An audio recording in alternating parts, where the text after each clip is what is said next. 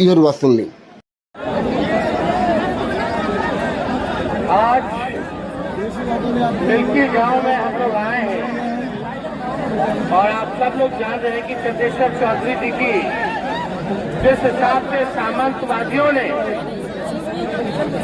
अजीत तिवारी ने जिस प्रकार से हत्या की और हमको कल परसों जो है आप लोगों ने सूचना किया था, सब लोगों को था कि एक बार हम आप लोगों के बीच आए, पीड़ित परिवार से मुलाकात करें। आज हम आप लोगों के बीच आए हैं। हमारी मुलाकात पीड़ित परिवार से भी हुई, उसके धर्मपत्नी जी से, उसके भाई से, उसके बेटे से, उसकी बेटियों से।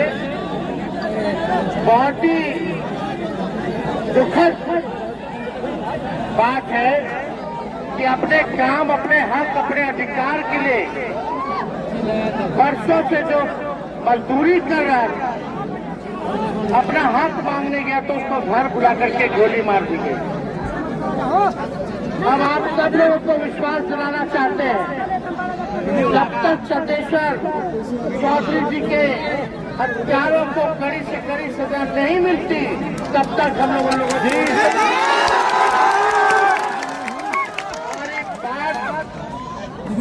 एसपी से भी हुई है और हमने पहले मांग की है कि पूरा सुरक्षा का इंतजाम जो है उनको परिवार के लिए किया जाए।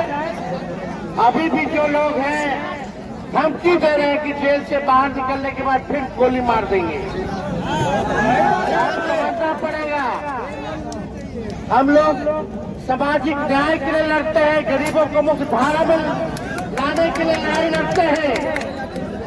अब कोई ये ना सोचे कि भाई कि 90 से पहले का जमाना है, नहीं। अब कोई भी सामंतवादी शक्ति हमारे गरीब गुरबाओं को तंग करेगी तो उसका मुंह तोड़ जवाब देना हम लोगों को आता है। हम लोग डरने वाले नहीं हैं, हम लोग लड़ाई को लड़ेंगे। आज हमने आर्थिक मदद भी जो है परिवार के लोगों को करने का काम किया है और आगे जरूरत पड़ेगी तो उस परिवार के लिए हम लोग हमेशा खड़ा रहेंगे। आप सब लोग एकजुट रहिए, अन्याय के खिलाफ अपना स्वर प्रचंड रखिए, बुलंद रखिए। और हम लोग कभी जाएंगे पटना में डीजीपी को भी हम लोग जो है सूचित करेंगे कि किस प्रकार से यहाँ जो है हत्या की गई है। गरीब कमजोर को सताने वाला अब उसको बख्शा नहीं जाएगा, कड़ी से कड़ी सजा मिलेगी।